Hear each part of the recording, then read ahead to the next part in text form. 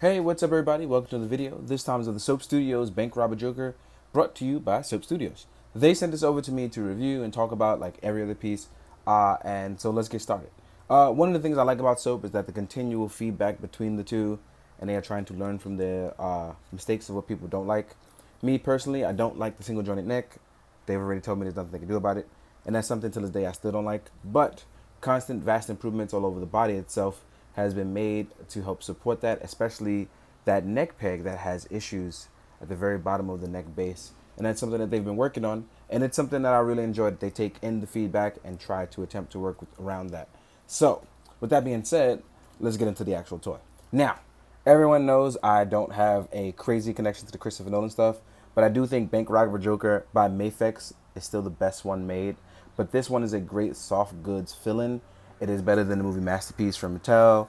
It does not compete with the 2.0 Bank Robber, but it does have a nice place in between my heart with that of being a clown goon, and just overall it stands and looks absolutely great. Now, let's get into articulation. We all know the neck joint is all one piece, so as far as moving it around, this is what you get.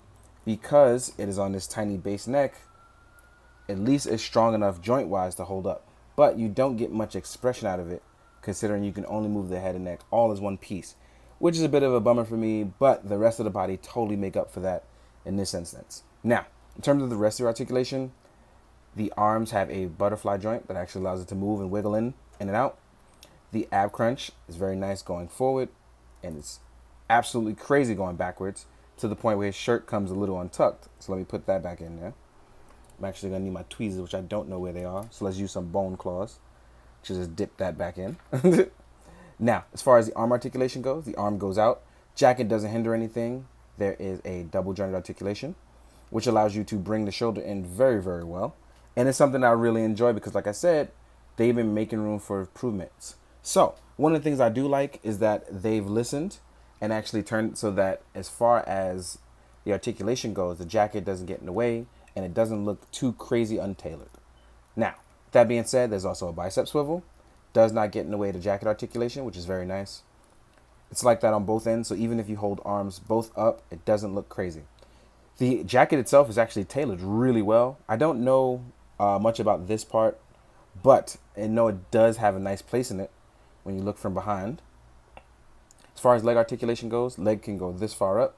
The legs aren't as skinny as they used to be, so they look much better here. They fold and they are double jointed. There is a generous ankle pivot that turns inward, but doesn't go too far outward. And it goes outward as well with the leg. So as far as movement and range go, you actually have a great deal of range with this body than you've previously gotten up until this point. I think with the exception of Two Faces, where they started making some serious drastic changes. And this is really nice. It came out well enough so that way, movement-wise, you can actually get what you want to get expression-wise with this Bank Robber Joker. And that's something that I actually really like. It was one of those things where, although it may not be for me in the beginning, as they slowly rotate and try to do things, it continues to get better. But with that also being said, for people that have been investing their money so far in this, they're going to feel like they've paid too much to, how do I explain it? It's sort of like you've paid too much to invest in something that isn't at the standard that you wanted at. So I can understand why that would be frustrating for some people. You know what I mean?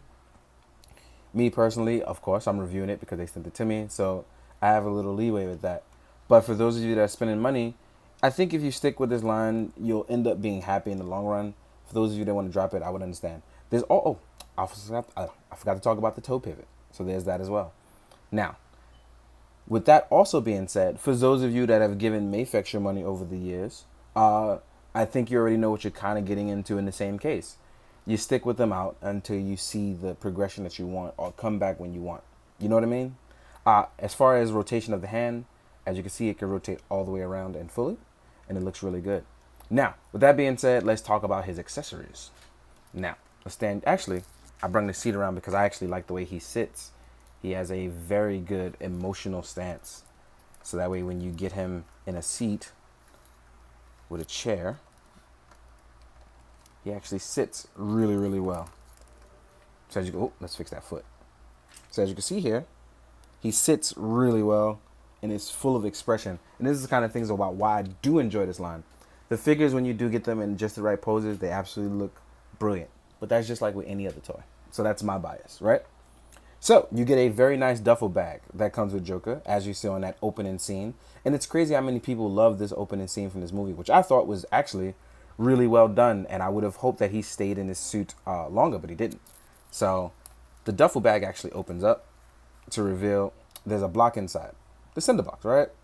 Nah, not cinder blocks. Forgot what they call it. But there's these pieces here, and obviously you can put other stuff in it to fill it up with, money that you may have from previous other figures. But the bag does open up, and I thought that was pretty cool. So that way it's not one of those things you're looking at it like, oh, well, what is this?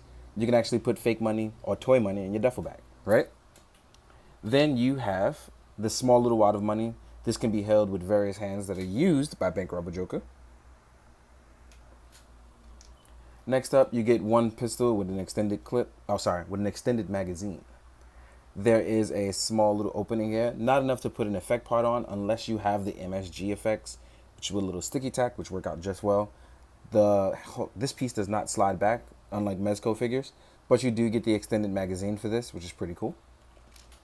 Then you get the mask, which is an accessory in itself on top of the mask he already has on. That is because you do get the unmasked face for this Joker. Now, is this the best one done? No. Is it really well done? Actually, yes. The only issue that I have is that the eyes do not look straight ahead. They kind of look like they're looking and staring off into space, which is the one thing I don't enjoy about this, but I think the sculpt is actually pretty well done. It even has the missing face paint up top. The hair is painted really well. There's tons of things we could talk about that. The mask, if you pop it over the face, does fit on top of the face here, but it doesn't fit evenly. So there's that. Then as far as other accessories, you get smoke grenades. You get 3 of those. And then you get 3 actual grenades. Right? As far as hands go, you have a slew of hands with triggers. This one is actually for holding the weapon. This one is for holding a grenade, whether the round one or the smoke grenades. This is another hand holding weapon. Then you have an open relaxed palm one. This could be for holding the duffel bag or holding for an expression. Then you have one flat palm for holding his mask. So voila. Ooh. You have to hold it along the ear, right above the top, and slide down, and it holds it. Doesn't hold it too well though, so that's a little bit of a bummer. Now, with all that being said, we've gone over the accessories. I know the one thing you guys want to talk about is how does he look and stack up next to other figures. So let's get him standing up straight and get some size comparison with some lines that are similar and not so similar, right? The Soap Studio kind of always stands in as a filler for a bunch of other stuff. So here he is, though. First thing I'm going to do is stand him up next to his Soap Studios counterpart of Two-Face. See how those guys stand up? Let's get that down a little bit. Then we're going to stand him up next to the SH Figure Arts Dark Knight Batman. Considering this is the only one I have left, because nobody wants to buy it. This is the one I have left to compare to. And size-wise, it's actually a little bit too tall for the Batman. But I think with some forced perspective, you can make it work. But outright height-wise, he is much taller and wider than the SH Figure Arts Batman. That being said, if you do have the Mafex one, that means he should probably fit in really well with the Mafex one. For those of you who are going to mix your universes up and pretty much have him compare with other lines, here he is next to a Mezco Batman. And I think this one actually works significantly better with this one. So for those of you mixing your universes, I think this Batman works a lot better. Proportion-wise, he is much better. Height-wise, he is also much better because they stand about the same height. Then you're going to have your Mafex Justice League Batman. And this guy also seems a little too slim, but height-wise, he may seem a little bit better. Now, with that being said, we're going to use other lines to compare as well. Here he is next to a Hasbro Mighty Morphin Power Ranger, which for some reason my White Ranger never stands directly up. Here's a Storm Collectibles Guile. And Guile actually terrifies his opponents. Here he is next to his Mezco counterpart, his Clown Prince of Crime. Then we have a Marvel Legends Spider-Man.